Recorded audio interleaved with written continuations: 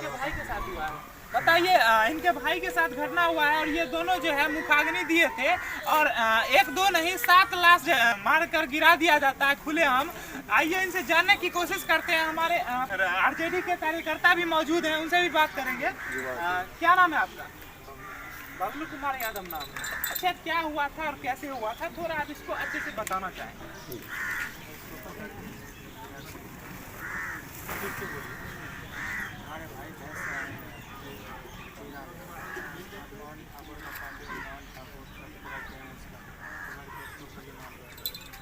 मतलब कि इसमें क्या गलती थी? वो गए थे भैंस चराने के लिए, तो कोई यूं तो मार नहीं थे।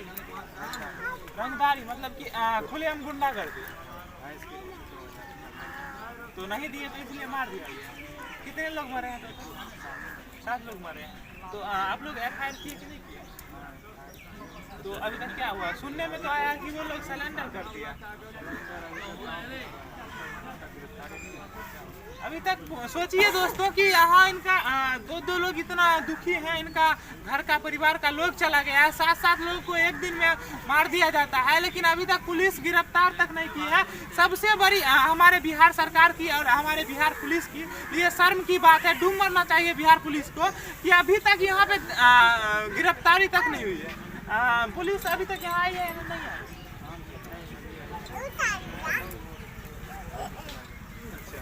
क्या चाहते हैं बिहार पुलिस से? क्या चाहते हैं? न्याय चाहिए। विधायक महोदय आए हैं कि नहीं आपके? नहीं आए अभी तक, विधायक भी नहीं आए। और यहाँ पे देखिए एक बच्चा मौजूद है, इससे भी बात करते हैं। क्या नाम है?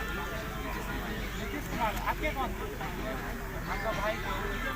क्या कैसे हुआ था आप बताइए। इससे बड़ा, सबसे बड़ा है, इससे भी बड़ा है। बस यही था कि ये दोनों भाई हैं। अब सोचिए दोस्तों कि यहाँ पे कोई भैंस चराने जाता है और बिहार की क्या मानसिकता है और बिहार के लिए क्या दुर्भाग्य है कि अब लोग जो गरीब किसान की बात कर ले तो खेती पे और वो गाय भैंस पे ही निर्भर रहते हैं। अगर एक किसान व्यक्ति 2000 महीना, उसका 3000 महीना उसे इनकम ही होता है, वो भी खून पसीने बहाने के बाद। अगर वो 2000 रंगदारी देगा तो वो घर में क्या खिलाएगा बताइए। मैं आप सभी से जानना चाहता हूँ, मैं बिहार पुलिस से जानना चाहता हूँ, मैं बिहार सरकार से जानना चाहता हूँ और आप सभी लोगों से जानना चाहता हूँ कि बताइए ये कहाँ तक सही है कि एक व्यक्ति, गरीब व्यक्ति जो कि किसी तरह अपने परिवार को पालन पोषण करता है भैंस को पाल कर, और उससे रंगदारी मांगा जाता है, कहाँ से दे सकता है? और नहीं देने पर उसे खुलेआम गुंडागर्दी के तहत कह सकते हैं कि उसे गोली मार दिया जाता है और मौत के अंजाम पहुंचाया जाता है। बताइए अब इनको फैमिली को कौन देखेगा? कौन इनके भाई को ला देगा? कि क्या सपने सजाए होंगे भाई के लिए, क्या नहीं सोचे होंगे? छोटा भाई था ना आपका, कौन क्लास में पढ़ता था? क्या नाम था? लालू कुमार नाम था। सोचिए कि कितना सपने सजाए होंगे, सारा का सारा सपना अधूरा होगा। क्या होगा उस माता पिता का? मैं आप सभी से जानना चाहता हूँ। अच्छा, इसके अलावा और कौन आदमी के साथ हुआ?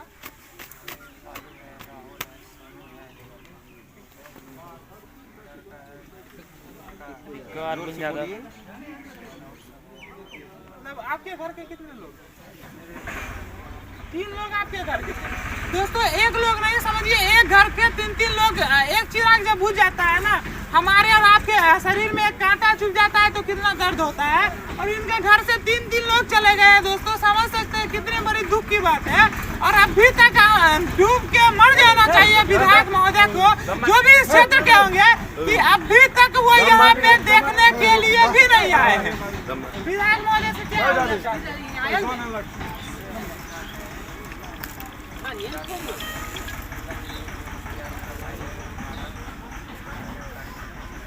माननीय नीतीश कुमार जी, मैं आपसे जानना चाहता हूं कि आपके अंदर है गृह मंत्री का पावर, आप अपने हाथ में रखते हैं। आप चालाक तो है नहीं, चालाक नहीं रहते तो 20 साल से आप सत्ता में रहते नहीं, लेकिन सत्ता के साथ साथ आप अच्छे काम भी करते हैं, उसकी हम सराहना करते हैं। लेकिन आपके हाथ में पावर है, सारा चीज है, और आप इस पूरे देश के, पूरे राज्य के मुखिया हैं, फिर आपके रहते हुए गुंडागर्दी कैसे बढ़ रही है? बिहार पुलिस से जानना चाहता हूँ कि अभी तक कान में तेल डाल के क्यों सोई हुई है? इस क्षेत्र के विधायक महोदय से जानना चाहते हैं कि अभी तक वो एक्शन क्यों नहीं लिए हैं? वो एक बार चाहेंगे जाएंगे तो कुछ भी हो सकता है। अगर वो डीएसपी एसपी तक को ट्रांसफर करा सकते हैं तो क्या उनकी बात पे बिहार पुलिस एक्शन नहीं ले सकती है? इस क्षेत्र के हमारे कार्यकर्ता मौजूद हैं आरजेडी के, उनसे बात करते हैं और जानने की कोशिश करते हैं। क्या नाम है आपका? मेरा नाम राजेश कुमार है। राजेश कुमार है। आप क्या है? युवा राजद जिलाध्यक्ष करिए। अच्छा, ये बताइए आपकी सरकार है अभी, और आपकी सरकार कितनी निकम्मी हो चुकी है? बुरा नहीं मानिएगा, लेकिन ये सच्चाई है। निकम्मी इसलिए कह रहा हूँ कि इनके घर से 3 लोग इस दुनिया से चले गए हैं और आप भी देखिए आए हैं, लेकिन दुर्भाग्य क्या है कि बिहार पुलिस अभी तक पकड़ भी नहीं पाई है और आपके विधायक जी जो भी पार्टी से हो अभी तक नहीं आए हैं। ऐसा क्यों?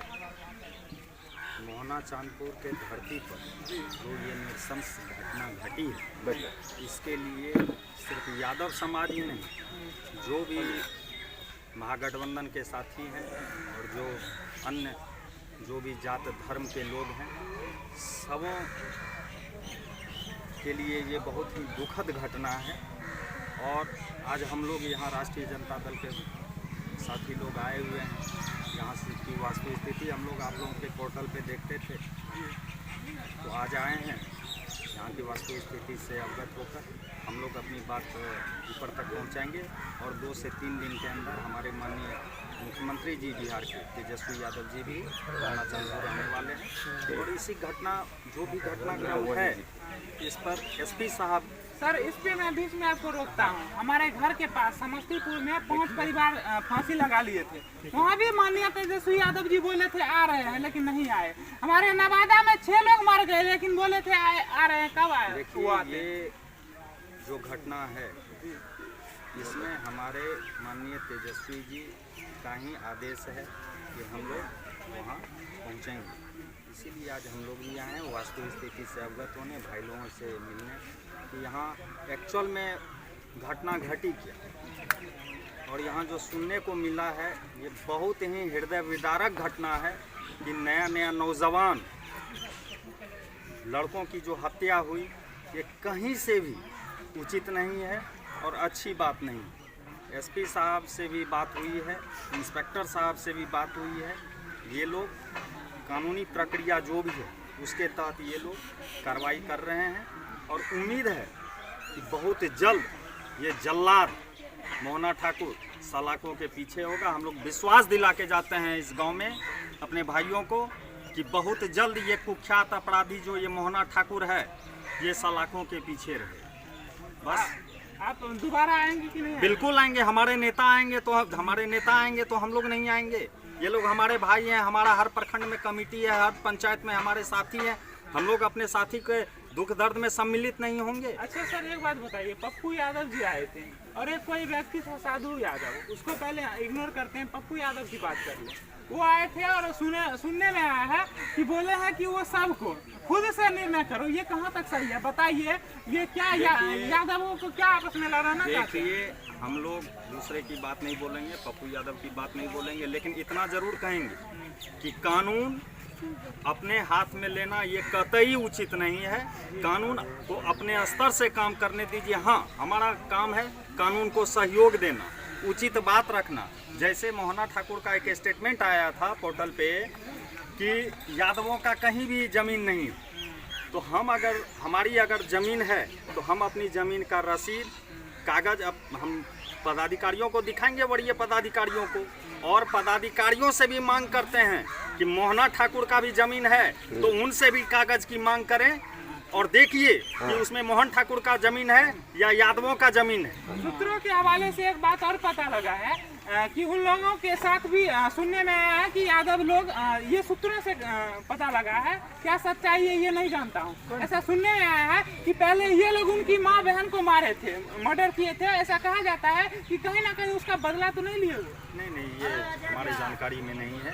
और ये लोग कमाने खाने वाले लोग हैं, खेती करके गुजर बसर करने वाले लोग हैं, गाय माल पाल के दूध बेच के अपना परिवार का भरण पोषण करते हैं। ये लोग हथियार लेके हत्या करने जाएंगे? साहब क्या बोल रहे हैं? नहीं, जो सच्चाई था जो नहीं, सुनिए, नहीं, ये सवाल का ये मामला है। ये रंगदारी का मामला है जो हम लोगों को गांव वाले से जानकारी प्राप्त हुई है। ये रंगदारी का मामला है कि एक भैंस बनाने पर 5,000 रुपया लिया जाता है।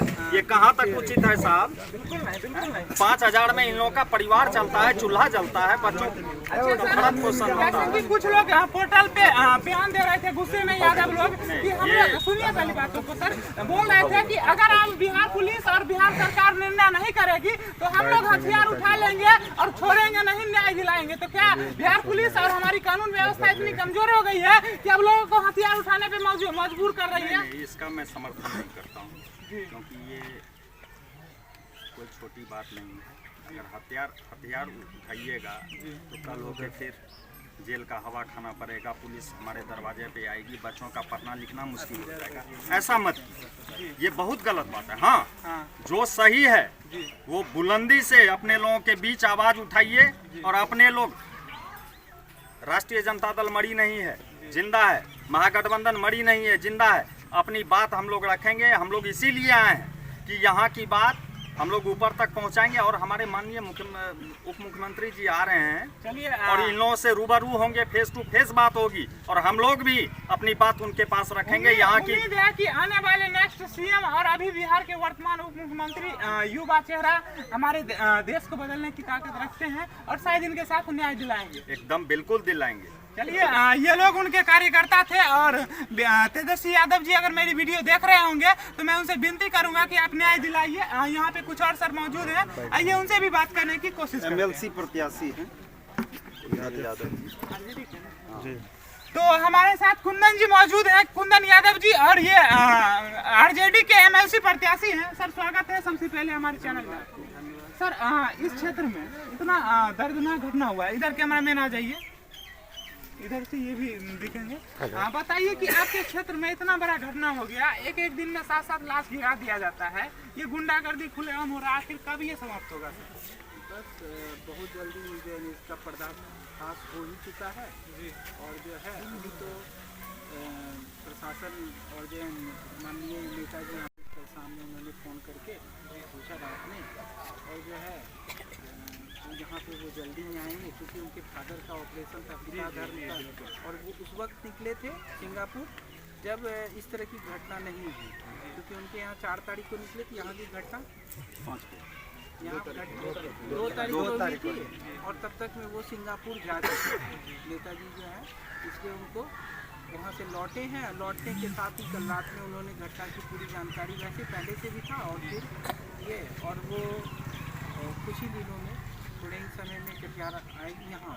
तो क्या उम्मीद है सर, न्याय मिलेगा?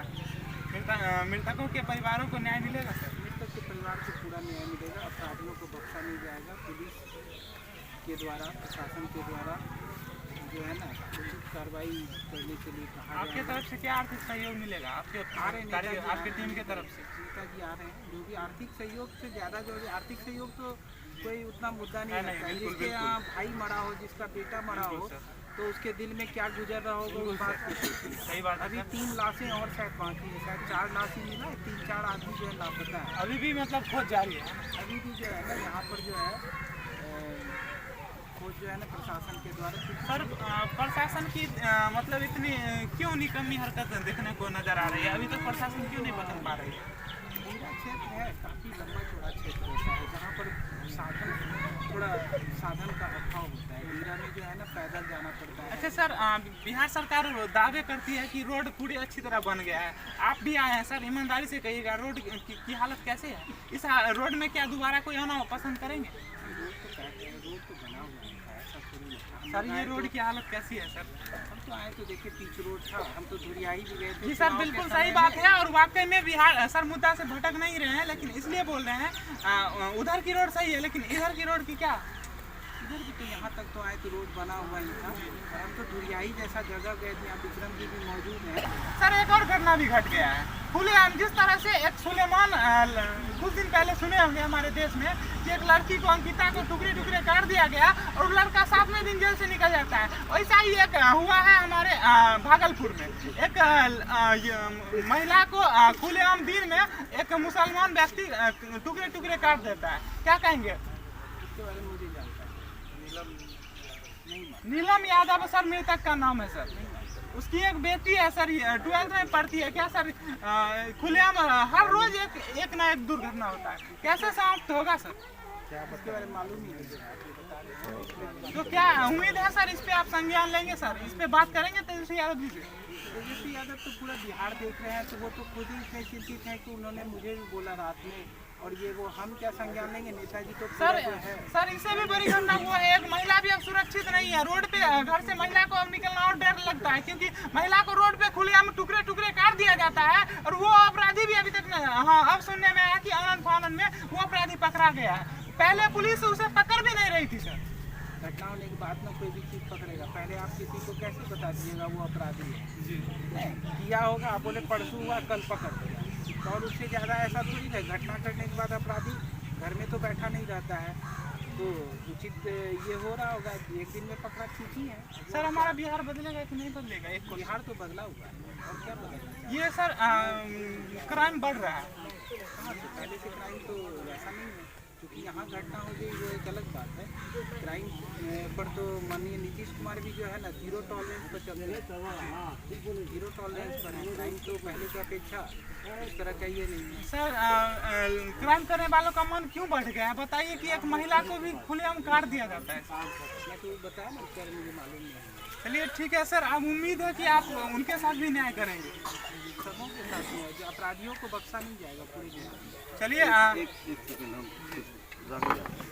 हम आपके माध्यम से आरक्षी अधीक्षक से अनुरोध करेंगे कि अश्वारोही जो घोड़ा, सरकारी घोड़ा और सरकार की पुलिस उस पर सवार रहता है, दियरा क्षेत्र में वो अश्वारोही घोड़ा सवार 1 दर्जन कम से कम मंगाया जाए और दियरा में रेड करे और क्रिमिनल को पकड़ने में सहूलियत होगी, क्योंकि दियरा में गाड़ी नहीं चलती है, फोर्स हमारा पैदल चलता है। वो घोड़ा यदि रहेगा तो घोड़ा से अपराधी को दबोचा जा सकता है। बिल्कुल और सही। दियारा में ये पेट्रोलिंग हो, अश्वही होगा, उसका कैंप यहाँ कैंप करे इस दियारा में या ओपी में, और वो पेट्रोलिंग करे ताकि यहाँ की जनता खुल के, किसान अपनी खेती गाय भैंस लेके जाए। सिर्फ टीओपी खोल देने से नहीं होगा, इसका व्यवस्था करना होगा, साधन देना होगा। इसलिए हम मांग करते हैं प्रशासन से, आरक्षी अधीक्षक महोदय से, जो मुख्यालय से 1 दर्जन घोड़ा सवार, उसमें भी 47 के साथ रहे। ये मार्क 4 और ये 303 वाला राइफल नहीं चलेगा, ये 47 रहेगा, क्योंकि अपराधी के पास एक से एक हथियार है। चलिए बहुत बहुत धन्यवाद सर कि आपने बहुत ही सही चीज बोला है, क्योंकि दोस्तों आप सभी लोग जानते हैं कितना भी रोड बन जाएगा लेकिन दियारा ही होता है, और दियारा क्षेत्र में खास करके आप जो है खाली पैर तो छोड़िए, आप चप्पल पहन के भी, जूता पहन के भी सुरक्षित नहीं रह सकते हैं, और हमारे जवान पैदल नहीं यात्रा कर सकते हैं, इसलिए घोड़ों की जरूरत पड़ती है और घुड़सवार की जरूरत पड़ती है। तो सर ने बिल्कुल सही क्वेश्चन किया है कि उनका एक अच्छे से कैंप होना चाहिए और उसकी एक सही ढांचे के साथ व्यवस्था होना चाहिए। बाकी आप देख रहे थे आरजे न्यूज ऋतुराज, मैं ऋतुराज चौधरी, जय हिंद।